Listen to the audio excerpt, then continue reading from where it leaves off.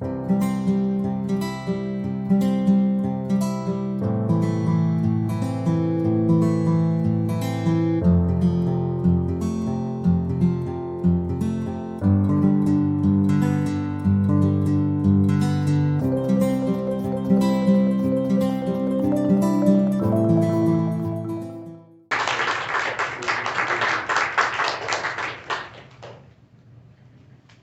morning.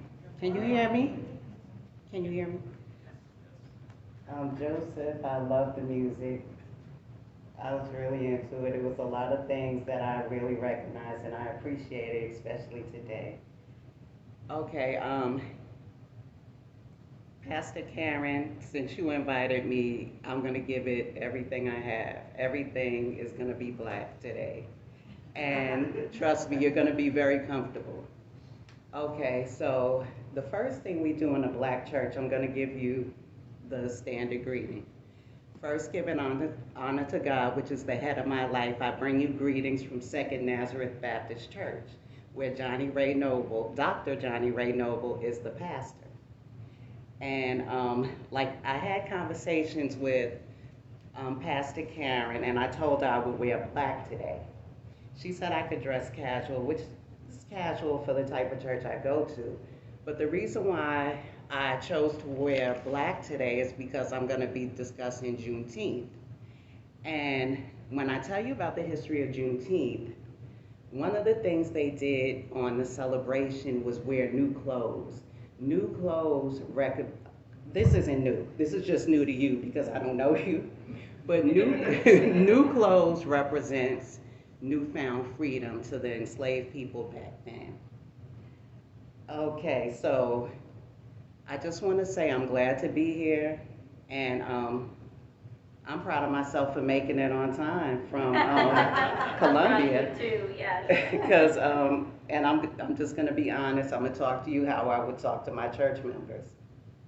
CP time is real. If you know what CP time is, CP time is called color time. And it has negative connotations, but in my family, it never had a negative connotation. I come from a big family, and we would have large gatherings. And in my family, if you arrived first, you were given a task. So, so we learned to come late because sometimes you just wanted to go and eat. You didn't want to help set up the tent. You didn't want to peel potatoes. You didn't want to. So that's how it was in my family, and sort of, I learned to be late on certain occasions because of this. So I'm proud of myself for being on time. So Pastor Karen gave me some things to focus on, and I'm gonna try to focus on it in this time allotted, and I won't hold you too long. So when I think of Juneteenth, I think of 2 years, 5 months, 18 days. And that's how it started. And I'm not gonna, well, before I could tell you about Juneteenth, I have to tell you where it started. Okay, so during the Civil War, it was an active war. So I imagine Lincoln tried to do everything he could to end it some type of way. So September 22nd, 1862, he signed a preliminary or ordered a preliminary Emancipation Proclamation. So that's in 1862, and I guess when he saw, nobody was moved by that, he decided that he was going to sign the real Emancipation Proclamation on January 1st, 1863. So when he did that, it basically said in short, all persons held as slaves within rebellious states are and henceforth shall be free. As we know, the rebellious states happen to be the Confederate states. Ironically, there were border states that had slaves. Those people were out of luck. Only the Confederate states, those enslaved people were to be free. So you have Maryland, Missouri, Kentucky, and Delaware. And Maryland, they didn't abolish slavery till 1864. Missouri abolished slavery January 11th, 1865. But Kentucky and Delaware didn't abolish slavery until the 13th Amendment was ratified, and that was after Juneteenth. That was December 6, 1865. So, you know, there you have it. So the Emancipation Proclamation, it was really only enforced where the Union troops were. You know, you couldn't enforce it like in states where there were battles won by Confederate states because of the nature of the war. But where there were Union lines, it was easier for the federal troops to enforce emancipation. And during the chaotic time of the Civil War, slaves started freeing themselves. Like there was distractions naturally. And they started walking off plantations, including members of my family in Utahville, South Carolina, that I learned that they just started walking off the plantation, but they weren't necessarily trying to get free. Some were going to the Union lines, but most of the time they were going to plantation to plantation to try to locate kinfolk. And some, like I said, tried to get to the Union lines. Some plantation owners started moving slaves westward, but this wasn't because of the Civil War. The invention of the cotton gin, and there's a point to all of this, the invention of the cotton gin made it more profitable to sell more cotton. So out west was prime real estate for cotton, so they started moving westward. When the Civil War started, they found out, you know what, not a lot of fighting in Texas. There was fighting in Texas, but not a lot. So it was easier for them to isolate the slaves, keep them away from Union lines, and, you know, going about their business of making money. When the migration westward first started, it was like 3,000 to 30,000 slaves from 1830s to the 1850s. By the time there was the Civil War, it was almost 200,000 slaves in Texas. So they were pretty much isolated, and that was that. So you know how the Civil War went. Eventually, Lee surrendered, but there was still a lot of skirmishes. It was still fighting. It wasn't over because he surrendered to Granite Appomattox Courthouse. It wasn't over. You know, people were still fighting. And then you got to remember, in that time, things were done. Although the telegraph was invented in 1844, they were destroyed. They had to fix them just to get in touch with Lincoln to let him know that there was a surrender and all of that. So there was a lot of myths about how the word got to Texas or didn't get to Texas. I'm not going to focus on the myths because they are myths. None of that happened. No messenger got killed on the way to give the news. That didn't happen. I'm not exactly sure that, or I didn't read anywhere, that the slave owners wanted to get 2 extra crops in before they told them the news. Now, did they withhold information? Yes. Did they move further out to isolate slaves? Yes, because it was a business, and they weren't willing to give it up. So the fighting continued. And so this makes the most sense in everything I read. One of the last skirmishes in Texas was in June. So it was June 2nd, 1865. So when that was all over and they said, okay, we lost. Now you could start moving on to emancipation. So Major General Gordon Granger, he comes into town, and he's there to enforce it. He comes with 2,000 armed troops, bayonets and everything. They're ready to, free all the slaves, let them know what's going on. And so they're reading General Order Number 3. General Order Number 3 basically says the people of Texas are informed in accordance to the proclamation of the Executive of the United States, all slaves are free. This involves an absolute equality of rights and rights of property between former masters and slaves.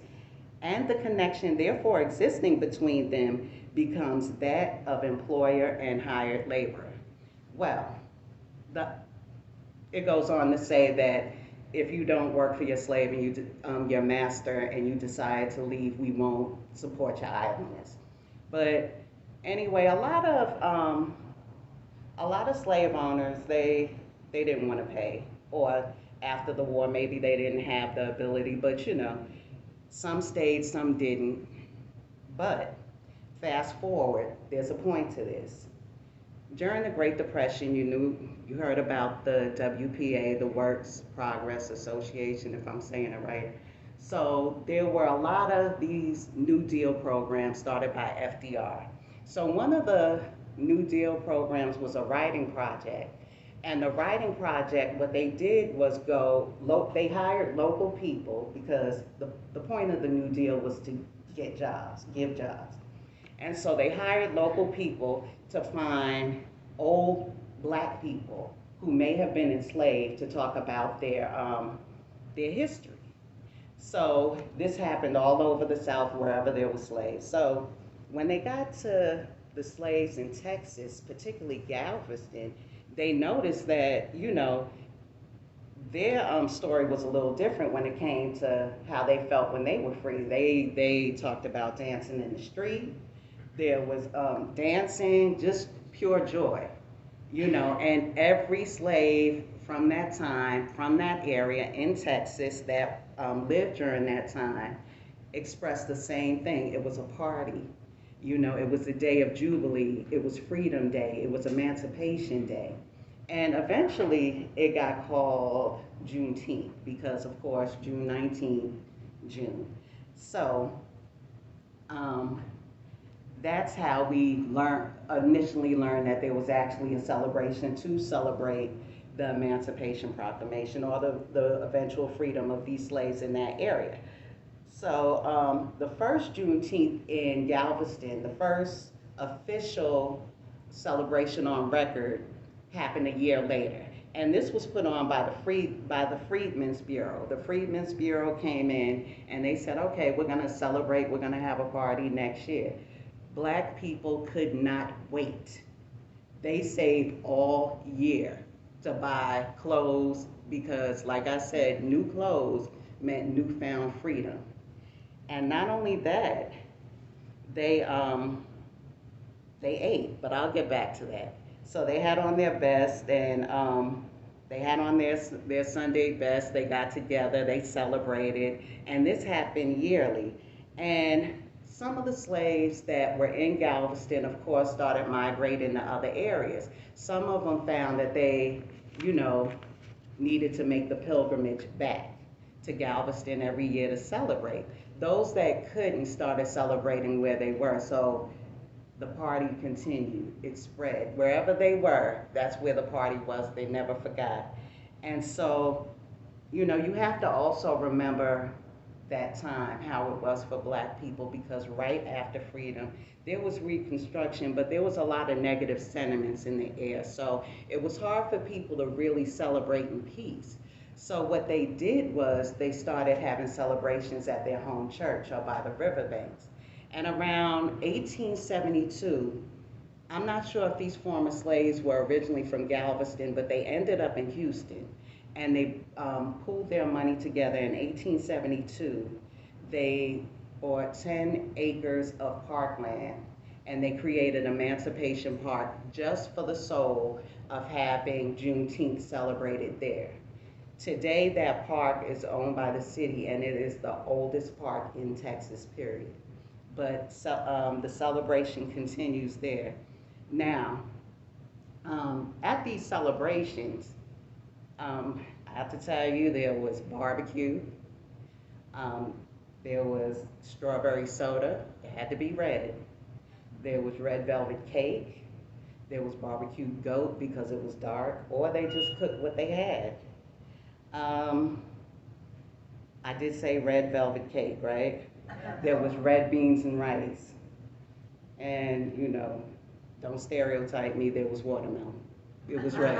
It was red, and yeah, and I like it. But the purpose of the red was to commemorate the bloodshed through the years. I mean, although these are good, savory, sweet foods, there's always another side to something. Where you have sweetness, you have bitterness sometimes. You know, two things could be true at the same time. And, or many things could be true at the same time. So they never wanted to forget that. So that was the purpose of everything red: strawberry soda, watermelon, red beans and rice, barbecue. And I'm not sure if barbecue in Texas, I know they do a lot of beef, but I'm not sure if it's a red base sauce or that could be it too. But everything had to be red so they could remember. Now, one of the things that um, growing up learning about Juneteenth, they always said, oh, this is the oldest holiday. This is the oldest holiday celebrating Black independence, and it really was not. It was one before then. Ohio was never a slave state. Ohio had Black people that escaped and went to, Ohio, Ohio had enslaved people that went to Ohio so they could be free. So they knew about slavery. The ones born there, of course, were free. So what they did in September, and they still do to this day, September 22nd, if it falls on the weekend, or the weekend closest to September 22nd, they actually celebrate the preliminary Emancipation Proclamation. And the reason why they do that is they celebrate their brothers and sisters in other states that were supposed to be free that day. And it's not really well known because every year it 2,500 people gather, and it's mostly the people from this town of Gallipolis, Ohio. So it's not really well known. I just stumbled across it. But the oldest celebration of emancipation actually is night watch service. And I celebrate it, to this day. Night watch service happens on New Year's Eve. You go to church around 10 o'clock New Year's Eve, and you pray, you reflect, you worship, you pray some more. You know, it's a whole service. You listen to the minister, you pray, it's a whole service. And you do that up until midnight. 5 minutes before midnight, you're in prayer, and you continue praying until like 5 or 10 after midnight. Then it's January 1st. And this is done every year to remember the enslaved people that stayed up all night to see if that was really going to be a reality. Because remember, the proclamation was supposed to go into effect January 1st, 1863. So there were people that left their houses and gathered and waited all night. So it's called Watch Night Service, and we celebrate it still. And that's when you hear people eating collard greens, eating hoppin' john, that's rice and beans, eating chicken, it's just a feast that next day. And so that may be, next to Juneteenth, that's like the biggest and the longest. Okay, so Pastor Karen wanted me to say personally what it meant to me. I think I said everything I had to say about it meaning to me. It's something that I do cherish. It's something that, it's interesting. It's interesting. I'm glad to see more people being interested in the holiday than not. And I could say that sometimes I do feel selfish about the holiday. When it was Texas made it a state holiday first. And it became a state holiday, I believe, in 1979 or 1980. And so I did enjoy having something that was just ours, not a lot of people knowing about it.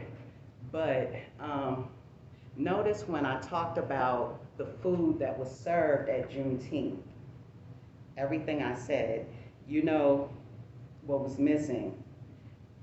I didn't include that Juneteenth ice cream that was trying to be sold at Walmart. And the reason why I did not is because that was not on the menu. And I knew that I had a feeling that when Juneteenth was going to be made a federal holiday in 2021, that some company was going to come and try to repackage my culture and try to sell it back to me. And I didn't want any parts of that. So that's why I liked, having something, not saying something just for the black people, but I was just saying just something that I had. I felt it was mine. However, like I said, I am glad that more people are getting involved, getting interested, and I can say there's more people that embrace it than try to exploit it. That was just one situation, and it was blown up because it was so ridiculous. Even Walmart had to know it was ridiculous. I mean, come on. So, no harm done, but they got to do better. And so, with that, another thing is Pastor Karen, the last question was, what can we as a church do to, I believe, embrace Juneteenth? I think you're doing it. Just the fact that you're in attendance, you're willing to listen to me. You don't know me from a can of paint. You didn't have to come. And I appreciate it. And I appreciate the invitation. I can't thank you enough. I was nervous, and I'm always nervous when I speak, but you made me feel better. You indulged me. The music was good. Never in my church would I heard Marvin. So I just want to leave you with one thing. This is what you could do, and you've already done it for real. When Pastor Karen said, what is it that the church can do? I'm not going to say in my family, but in certain African cultures like the Zulu tribes, and I taught my sons this from an early age because it's very important. Sometimes when you're black, you feel invisible in certain spaces. And so black people have always wanted to be seen. I mean, if you have black friends, some of them may be extra, and it's not that they're trying to be extra, and I'm not putting myself or my people down, but I know how I can be. But it's not that we're doing it to be this person. One thing you do want to see that's important is that you want to exist. And the African word was, you want to be seen as sawabona, that means I see you. The response is sikona, I'm here, I exist because you see me. So basically, you did what you were supposed to do to embrace it because you saw me, you indulged me, you listened to me. And I thank you so much for your time.